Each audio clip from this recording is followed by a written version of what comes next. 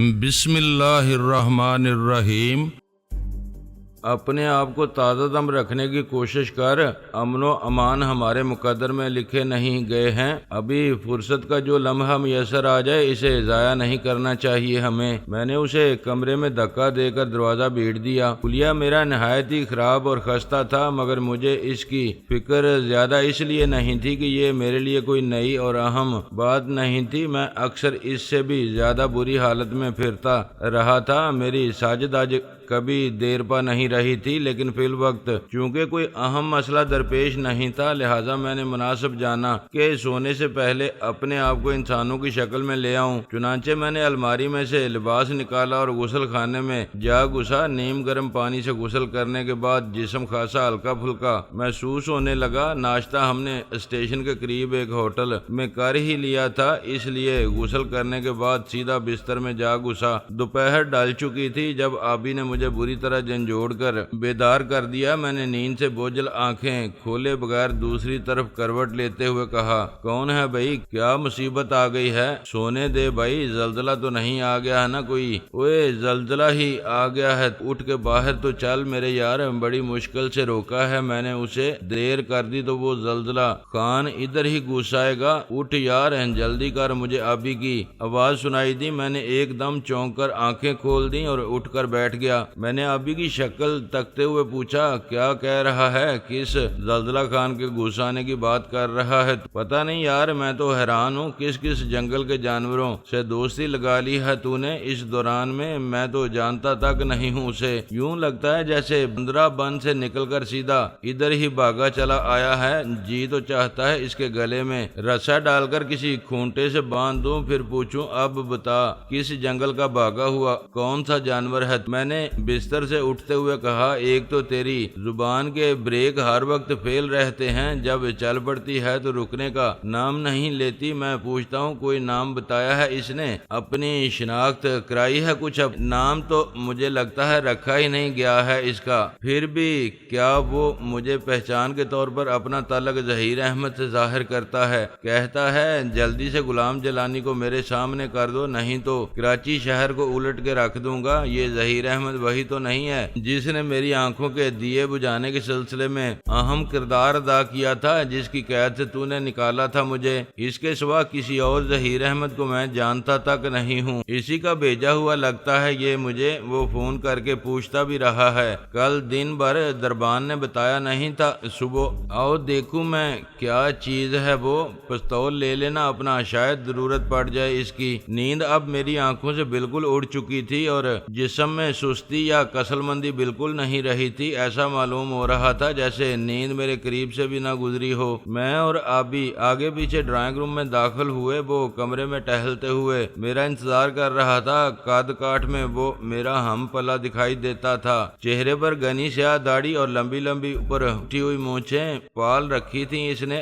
آنکھیں اس کی جنگلی کبوتر کی طرح سرخ تھیں جن سے شرارے پھوٹتے محسوس ہوتے تھے۔ کمرے میں قدم دھرتے ہی وہ ٹہلتے ٹہلتے رک کر گہری نظروں سے میرا جائزہ لیتے ہوئے گرانے کے انداز میں بولا، تم ہے غلام جلانی؟ میں اس سے چند قدم کے فاصلے پر رک گیا اور اس کے سراپا پر نظریں دوڑاتے ہوئے اسی کے انداز میں بولا، ہاں میں ہی غلام جلانی ہوں۔ تم کون ہو؟ کیا کام ہے تمہیں مجھ سے؟ بھائی اس بندر کی شکل نے بتایا نہیں تم کو ہم کون ہے؟ اس نے آبی کی طرف ہاتھ اٹھا کر کہا۔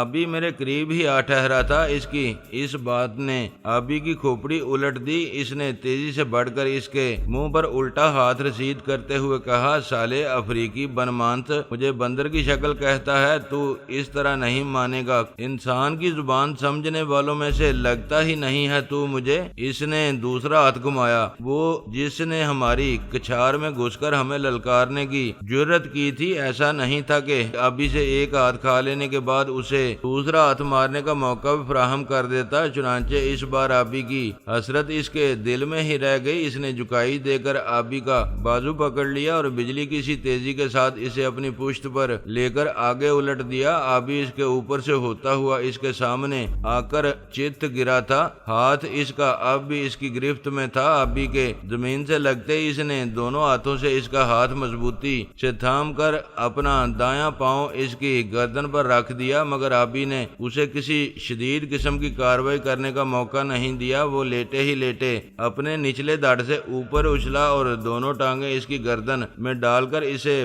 پورے زور سے الٹ کر زمین پر دے مارا۔ اس کے گرتے ہی آبی تڑپ کے اٹھا، مگر اس کے مقابل نے دوبارہ اپنے پیروں پر کھڑے ہونے میں ایسی ہی تیزی دکھائی تھی۔ دونوں اٹھتے ہی خونخوار درندوں کی طرح ایک دوسرے پر جھپٹے۔ آبی کا خیال تھا وہ نیچے گرا ہوا ہے، لہذا وہ پوری طرح اٹھنے کے بجائے آگے جھکے ہی جھکے اس پر جا پڑنے کے ارادے سے اس کی طرف لپکا تھا، اور یہی حکمت عملی اس کے کام آ گئی۔ اس کا مقابل زیادہ پھرتیلا تھا، وہ سیدھا کھڑا ہو چکا تھا۔ چنانچہ جب وہ دونوں اندھا دھند اپنے اپنے زور میں متصادم ہوئے تو جھکے ہونے کی وجہ سے آبی کا سر پورے زور سے اپنے مقابل کے سینے میں جا گھسا۔ آبی اسے کسی بھینسے کی طرح رگیدتا ہوا آگے بڑھتا چلا گیا۔ اس زوردار ٹکر نے اس کے مقابل کے قدم پہلے ہی اکھاڑ دیے تھے۔ وہ سنبھلنے کی کوشش میں دونوں ہاتھ فضا میں چلاتا ہوا پیچھے ہٹتے ہٹتے دیوار سے جا لگا۔ آبی نے دونوں ہاتھوں سے اس کے شانے دیوار کے ساتھ لگا کر اس کے پیٹ میں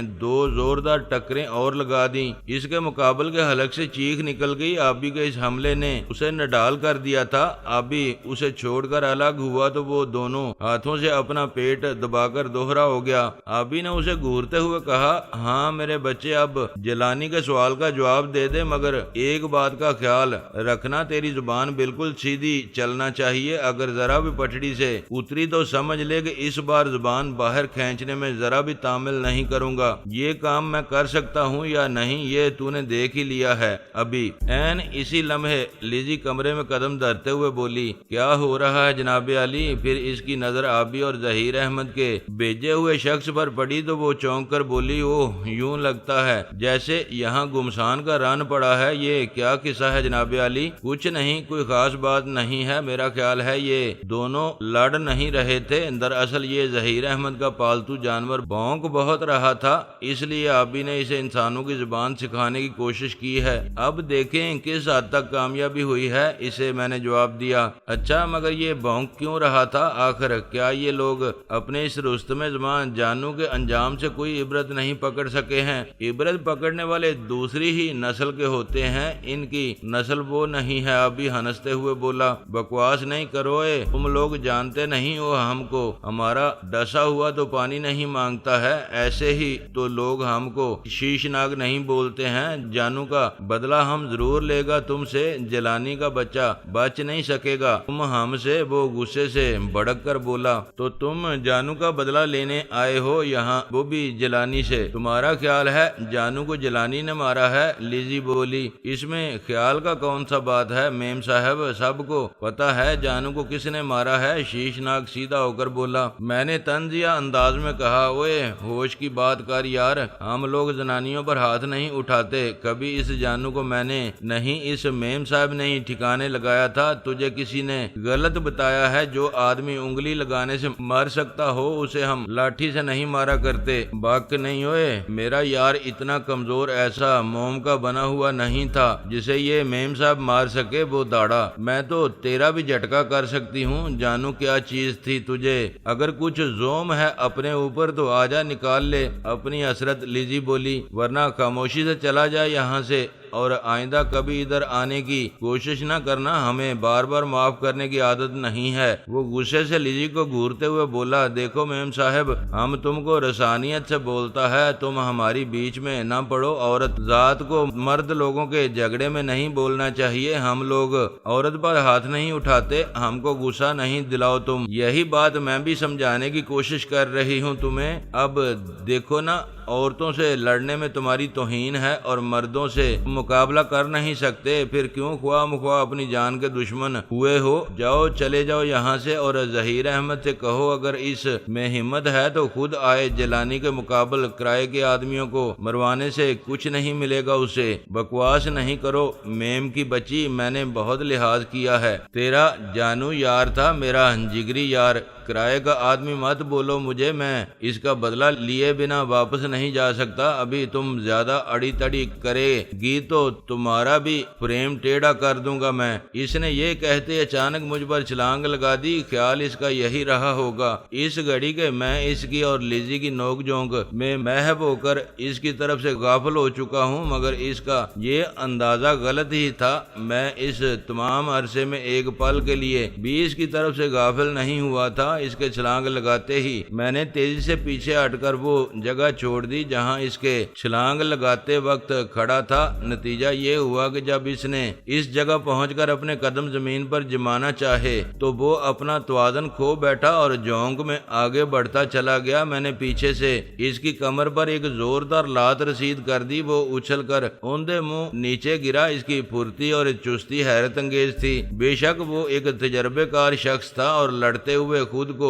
ہر قسم کے حالات کا مقابلہ کرنے کے لیے تیار رکھتا تھا۔ جس طرح غیر متوقع طور پر میں نے اس کی کمر پر لات مار کر اسے زمین بوس کیا تھا، اس کی جگہ کوئی اور ہوتا تو اس کا ماتھا، ناک اور ہونٹ زمین سے ٹکرا کر ضرور زخمی ہو جاتے، لیکن اس نے گرتے گرتے اچانک اپنے دونوں ہاتھ سامنے کر کے اپنا چہرہ زمین پر لگنے سے بچا لیا تھا۔ یہی نہیں بلکہ زمین سے لگتے ہی وہ لوٹ لگا کر فوراً اس جگہ سے ہٹ گیا تھا جہاں گرا تھا۔ اگر میں یا کوئی اور اسے گرتے دیکھ کر اس پر جا پڑنے کی حماقت کر بیٹھتا تو یقیناً اس کی جگہ زمین پر پڑا ہوتا۔ دوسرے لمحے وہ پھر اپنے پیروں پر کھڑا کینہ توز نظروں سے مجھے گھور رہا تھا۔ میں نے اسے غصہ دلانے کے خیال سے تضحیک امیز انداز میں مسکراتے ہوئے اسے دوبارہ اپنے اوپر حملہ کرنے کی دعوت دی۔ وہ کسی خونخوار درندے کی طرح گرانے کے انداز میں بولا، ایک بار میرے ہاتھ آ گیا بچے تو یوں مسکرانا بھول جائے گا۔ اس نے اپنی قمیض کے دامن کے نیچے دونوں ہاتھ ڈال لیے اور پیچھے ہٹتے ہوئے دیوار کے ساتھ جا لگا۔ میں بہت غور سے اس کے ہاتھوں کی حرکت کو سمجھنے کی کوشش کر رہا تھا۔ دیوار سے پشت ٹکا کر اس نے ہماری طرف سے تھوڑا سا رخ موڑا، بس ایک لمحے کے لیے رخ پھیر کر وہ دوبارہ سیدھا ہو گیا تھا۔ اس کے ساتھ ہی اس کے ہاتھ بھی باہر نکل آئے تھے اور یہ دیکھ کر میری حیرت کی انتہا نہ رہی کہ اب اس کے دائیں ہاتھ پر ایک ایسا دستانہ چڑھا ہوا تھا جس کی پانچوں انگلیوں میں شیر کے پنجے کی شکل کے کوئی ایک انچ لمبے نوکیلے فولادی ناخن چمک رہے تھے۔ صورتحال بہت خوفناک ہو گئی تھی۔ اب اگر وہ ایک بار بھی اس پنجے کو استعمال کرنے میں کامیاب ہو جاتا تو میرا حلیہ بگڑ جانا یقینی تھا۔ ایک انچ لمبے نوکیلے یہ ناخن جسم کے جس حصے میں پیوست ہو جاتے وہاں سے کم از کم آدھا سیر گوشت تو ضرور ہی نوچ لاتے، اور اگر چہرے یا سینے پر اس کا وار پڑ جاتا تو میرے عبرتناک انجام پر دیکھنے والوں کے دل وہاں ہوتے۔ میری نظریں اس کے دائیں ہاتھ پر جم کر رہ گئی تھیں۔ میں اس کی ہر حرکت کا پلک جھپکائے بغیر نہایت ہوشیاری سے جائزہ لے رہا تھا۔ وہ کینہ توز نظروں سے مجھے گھورتے ہوئے دونوں ہاتھ مجھے گھیرنے کے انداز میں پھیلائے نپے تلے قدموں سے آہستہ آہستہ آگے بڑھ رہا تھا۔ اسے اس طرح بڑھتے دیکھ کر آبی اور لیزی بھی ساکت ہو کر رہ گئے تھے۔ شاید انہیں یہ اندیشہ تھا کہ ان کی کوئی حرکت مجھے ان کی طرف متوجہ کر کے اس خونخوار شیشناک کی طرف سے غافل نہ کر دے۔ وہ کسی فیلے مست کی طرح جھومتا میری طرف بڑا چلا آ رہا تھا۔ میں نے سوچنے سمجھنے کی کچھ اور مہلت حاصل کرنے کے ارادے سے ایک قدم پیچھے ہٹنا شروع کر دیا۔ مجھے پیچھے ہٹتے دیکھ کر اس نے ایک دم دو قدم تیزی سے آگے بڑھ کر مجھ پر چھلانگ لگا دی۔ اس کے آگے بڑھتے ہی میں نے بھی چیتے کی طرح جست لگا کر اپنی جگہ چھوڑ دی تھی۔ اصولی طور پر مجھے اس سے بچنے کے لیے اس کے خالی ہاتھ کی طرف جانا چاہیے تھا۔ اس کا بھی یہی خیال تھا کہ میں اسی طرف جاؤں گا، لہٰذا وہ اسی انداز میں مجھ پر جھپٹا تھا کہ بائیں ہاتھ سے مجھے روک کر دائیں ہاتھ کا پنجہ میرے جسم میں پیوست کر سکے، لیکن میں نے اس کی توقع کے برعکس دائیں ہاتھ کی جانب جھکائی دے کر اس کی کلائی پر ہاتھ ڈال دیا تھا۔ ایک بار دشمن کی کلائی میرے ہاتھ میں آ جانے کے بعد اس کا سلامتی کے ساتھ میری گرفت سے آزاد ہو جانا اس وقت تک ممکن نہیں رہتا تھا جب تک میں خود ایسا کرنا نہ چاہوں۔ چنانچہ کلائی تھامتے ہی میں نے اس پر اپنے مخصوص انداز میں دباؤ ڈالا۔ اس نے اپنی کلائی چھڑانے کے لیے پورے زور سے ہاتھ کو جھٹکا دیا۔ اس کے اس عمل نے میرا کام آسان کر دیا۔ جھٹکا لگتے ہی کڑک کی آواز کے ساتھ اس کی کوہنی کا جوڑ کھل گیا تھا۔ عین اسی وقت آبی نے اس کی کمر پکڑ کر ایک زوردار جھٹکے سے اسے ایک طرف پھینک دیا اور کسی مردہ چھپکلی کی طرح دیوار سے ٹکرا کر نیچے گر پڑا اور زمین پر لوٹتے ہوئے اپنا اکھڑا ہوا ہاتھ دوسرے ہاتھ سے دبا کر ہائے ہائے کرنے لگا۔ لیزی نے اسے تڑپتے مچلتے دیکھ کر ہنستے ہوئے کہا، دیکھا جناب شیش ناگ صاحب، میں اسی لیے کہہ رہی تھی ان لوگوں کے منہ نہ لگو، یہ تمہارے باس کے نہیں ہیں۔ تم جیسا شیش ناگ کچھوے کی طرح مارا گیا نا ان کے ہاتھوں۔ میں نے اس سے کہا، اگر تیرے ارمان نکل گئے ہوں میرے ویر تو اب اٹھ کے دوڑ لگا جا اس ظہیر احمد کی طرف اور اسے کہہ دے کہ اب اس کی حیاتی کے دن مک چکے ہیں اور ہم بہت جلد اسے دوسرے جہان پہنچا دیں گے۔ آدمی وہ خاصا سمجھدار تھا۔ میری بات سن کر اس نے زمین سے اٹھنے میں ذرا دیر نہیں کی تھی اور اپنا نکارا ہاتھ کی کلائی کو دوسرے ہاتھ سے تھامے تیزی سے باہر نکل گیا تھا۔ لیزی اس کے جانے کے بعد مجھے تعریفی نظروں سے دیکھتے ہوئے بولی، واہ جناب علی، آپ نے تو کمال ہی کر دیا۔ اس وقت سچ پوچھیں تو اس کے ہاتھ میں پنجہ دیکھ کر میں پریشان ہو گئی تھی۔ اگر اس کا ایک بھی وار کارگر ہو جاتا تو اف میرے خدا، میرے تو اس تصور ہی سے رونگٹے کھڑے ہونے لگتے ہیں۔ یہ سب وقت کی بات ہوتی ہے لیزی بیگم، اس گھڑی وقت ہم پر مہربان ہے، بگڑے ہوئے کام بھی آسانی سے بن جاتے ہیں۔ جس روز اس نے تیور بدل لیے ہمیں کہیں پناہ نہیں مل سکے گی۔ یہ جو ہم قدم قدم پر دشمنیاں بوتے چلے آ رہے ہیں، یہ فصل جب کٹنا شروع ہوگی تو ہماری حالت قابل عبرت ہوگی۔ لوگ کان پکڑ پکڑ کر توبہ کریں گے ہمیں دیکھ دیکھ کر۔ لیزی بولی، میں نے واپس آتے ہوئے بنگلے سے کچھ فاصلے پر ایک سرخ رنگ کی کار کھڑی دیکھی تھی۔ اس کی عقبی نشست خالی تھی اور اگلی دونوں نشستوں پر دو بدماش صورت شخص بیٹھے ہوئے تھے۔ ان کی نظریں ہمارے بنگلے کے گیٹ پر ہی لگی ہوئی تھیں۔ انہیں دیکھ کر اسی وقت تو میں یہی سمجھی تھی کہ شاید یہ دونوں بنگلے کی نگرانی کر رہے ہیں۔ میں ان کے قریب سے اس طرح گزر آئی تھی جیسے میں نے انہیں دیکھا ہی نہ ہو۔ سوچا میں نے یہ تھا کہ ان کے بارے میں بنگلے میں پہنچتے ہی جیرالڈ کو فون کر کے ان دونوں کے بارے میں بتاؤں گی اور کہوں گی کہ انہیں اور بنگلے کے ارد گرد موجود ہر اس شخص کو جس پر اس بنگلے کی نگرانی کا شبہ بھی ہو اپنی نگاہ میں رکھے اور تعاقب کر کے ان کے بارے میں معلومات حاصل کرے۔ یہ بھی پتہ کرے کہ وہ کون لوگ ہیں جنہوں نے انہیں اس کام پر لگایا ہے اور خود ان کی ڈور تھامے ہماری نگاہوں کی پہنچ سے بہت دور کہیں منہ چھپائے بیٹھے ہیں۔ میرا خیال ہے وہ دونوں اس شیش ناگی کے ساتھی تھے اور اسی کے انتظار میں وہاں بیٹھے تھے۔ ہاں لگتا یہی ہے مجھے بھی۔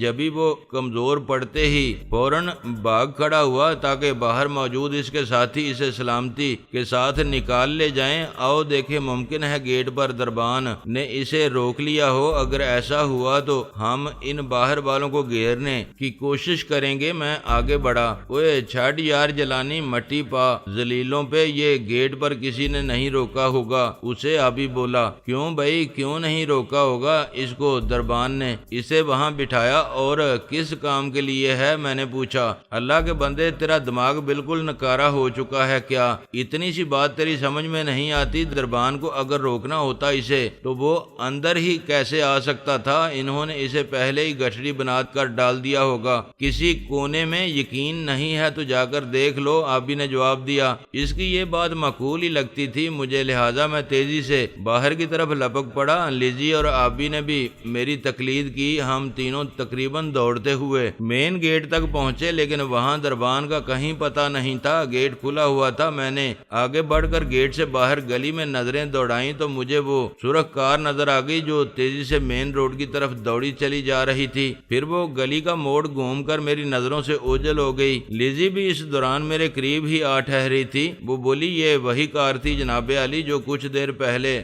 یہاں کھڑی تھی۔ میں نے واپس پلٹتے ہوئے کہا، آؤ پہلے ہم دربان کو تلاش کرنا ہے، کہیں اسے مار ہی نہ دیا ہو ان رزیلوں نے۔ میری نظر آبی پر پڑی۔ وہ گیٹ کے دائیں جانب بنے دربان کے کیبن کے دروازے پر کھڑا تھا ہمیں گیٹ سے ہٹ کر ادھر بڑھتے دیکھ کر بولا، ادھر کیبن میں آ کر خود دیکھ لو اپنی آنکھوں سے، اسے پارسل بنا کر یہاں ڈال رکھا ہے ان لوگوں نے۔ میں اور لیزی تیزی سے کیبن کے دروازے پر پہنچے۔ آبی نے ایک طرف ہو کر ہمیں اندر جانے کے لیے راستہ دے دیا۔ دربان کو اس ذلیل شیش ناگ نے رسی سے جکڑ کر کیبن کے ایک کونے میں ڈال دیا تھا۔ اس کے منہ پر ٹیپ چپکا ہوا تھا لیکن آنکھیں اس کی پوری طرح کھلی ہوئی تھیں۔ ہمیں دیکھ کر اس نے عاجزی سے اوں کرتے ہوئے اپنے بندھے ہوئے ہاتھوں اور پیروں کی طرف اشارے کرنا شروع کر دیے۔ شاید وہ ہم سے اپنے جکڑ بند کھولنے کے لیے کہہ رہا تھا۔ منہ پر ٹیپ چپکا ہونے کی وجہ سے اس کی زبان سے الفاظ ادا نہیں ہو رہے تھے۔ لیزی نے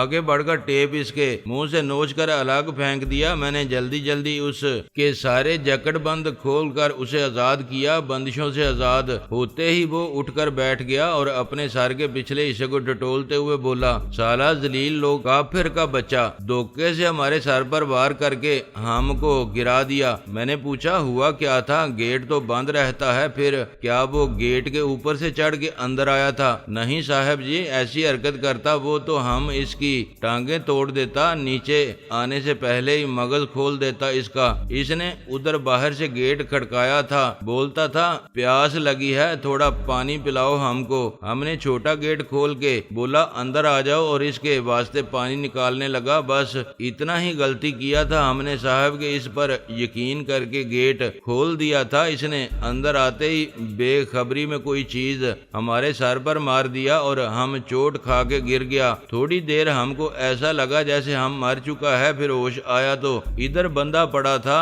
خدا کا شکر ہے آپ لوگ ہوشیار تھے، کوئی نقصان تو نہیں ہوا صاحب۔ نہیں یار، وہ ہمارا کیا نقصان کرتا، خود اپنا ہی نقصان کرنے آیا تھا اور وہ کر کے چلا گیا، تم فکر نہ کرو۔ اور آئندہ کوئی کچھ بھی کہے کسی کے لیے ترس کھا کے گیٹ نہ کھولنا، آئی سمجھ؟ ہاں صاحب سمجھ گیا۔ اب تو کوئی مرتا بھی ہوگا جب بھی ہم گیٹ نہیں کھولے گا اس کے واسطے۔ میں آبی اور لیزی کے ساتھ واپس ڈرائنگ روم میں آ گیا۔ آبی ایک صوفے میں دھنستے ہوئے بولا، یار ایک بات میری سمجھ میں نہیں آ رہی ہے، وہ آیا تو ادھر شیروں کی طرح تھا، اس کی تن پھن دیکھ کر میں تو یہی سمجھا تھا کہ آج کسی شیر نر سے سامنا ہو گیا ہے، مگر کیا یہ حیرت کی بات نہیں ہے کہ چوٹ کھاتے ہی وہ گیدڑوں کی طرح دم دبا کر بھاگ نکلا، ایک لمحے بھی نہیں رکا۔ پھر وہ ممکن ہے وہ اس وقت صرف یہی اندازہ لگانے آیا ہو کہ آپ لوگوں سے مقابلے کے لیے اسے کتنی طاقت درکار ہوگی۔ لیزی بولی، اندازہ ہی لگانا مقصود ہوتا تو یہ کام وہ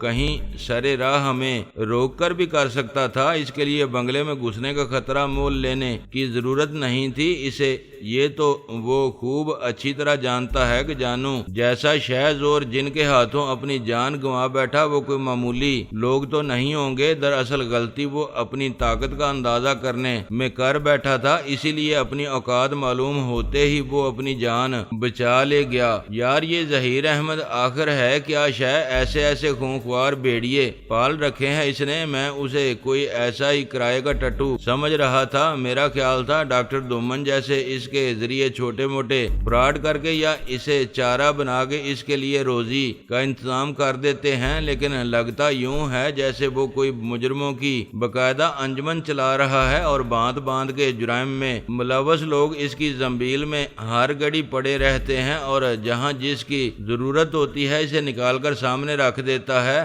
آبی نے کہا، یہ تو نے بالکل ٹھیک کہا ہے آبی، وہ یہاں ایک ایسی ہی انجمن چلا رہا ہے، اسے دومن نے تیرے خلاف استعمال کرنے کا مناسب معاوضہ دیا تھا، لیکن اب وہ معاوضہ اس کے حلق میں اٹک گیا ہے۔ اسے اندازہ نہیں تھا کہ اس نے پیسے کمانے کے چکر میں بے سوچے سمجھے شہد کے چھتے کو چھیڑ دیا ہے، اس کا یہ عمل جان کا عذاب بن کے رہ گیا ہے اس کے۔ میں نے کہا، یہ کچھ مناسب نہیں ہے جناب علی، آپ کو ان چھوٹے موٹے معاملات میں الجھ کر اپنا وقت برباد نہیں کرنا چاہیے، ابھی آپ کو کئی بڑے بڑے کام نپٹانا ہے، بہت سے اہم معاملات آپ کی توجہ کے طالب ہیں، لیکن آپ کی جان انہی چکروں میں سے نہیں چھوٹ رہی ہے۔ میں دیکھ رہی ہوں کراچی آنے کے بعد آپ کو ایک دن بھی ایسا نہیں مل سکا ہے جب آپ تنظیم کے معاملات پر توجہ دے سکے ہوں۔ یہ تم ٹھیک کہہ رہی ہو لیزی، لیکن تم یہ بھی دیکھ رہی ہو کہ یکے بعد دیگرے جن حالات کا مجھے سامنا کرنا پڑا ہے وہ میرے